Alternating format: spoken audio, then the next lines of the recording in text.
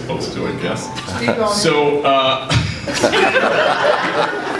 So the poet Rumi says, "We are not a drop in the ocean. We are the ocean in a drop."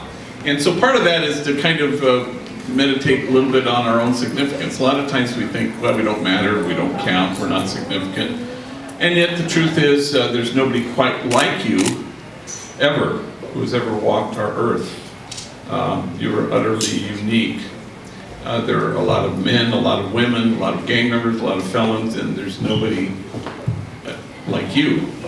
And so, success is something that happens to us, I suppose, but our own significance is what we kind of live through. And we discover our own original innocence and goodness, and then we take possession of it. And that's what we're called to do. We are an ocean in a drop. We are this fullness and joyful heart that once you know your true nature, then you become that in the world. You extend that to people.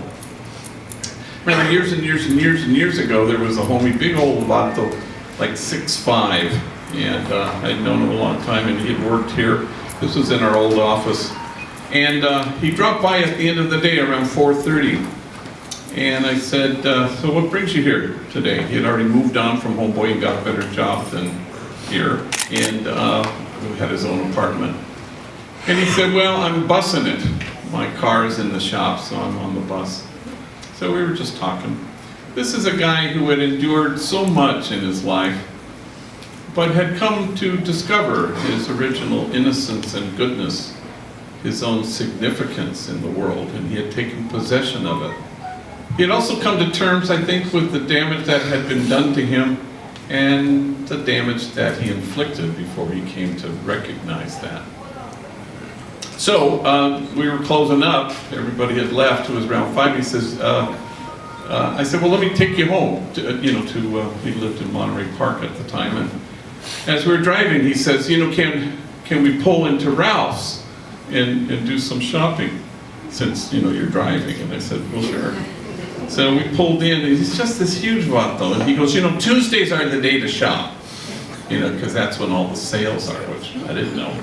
And so we pulled in, and I watched this huge vato with tattoos and grabbed the shopping cart, and he was large and in charge, and he was knew what to do, and I'm trying to keep up with him as he's in aisle 5, and he has coupons, and he's kind of pulling this off the shelf and not pulling that off the shelf, and I'm impressed with kind of how he navigates the world. And at one point he leans into me and he says, you have to be very careful when you shop in these huge grocery stores. I said, really, why?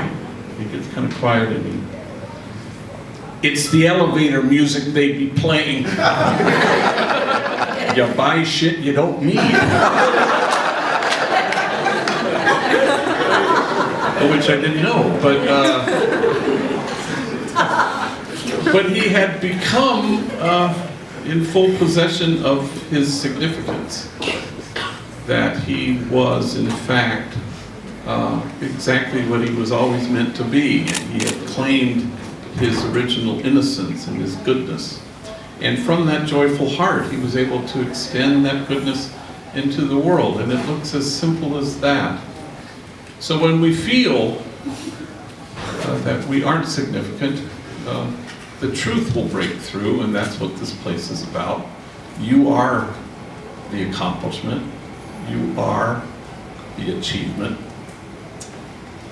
And you, like today, have never happened before in the history of the world. We are not a drop in the ocean. We are the ocean in a drop.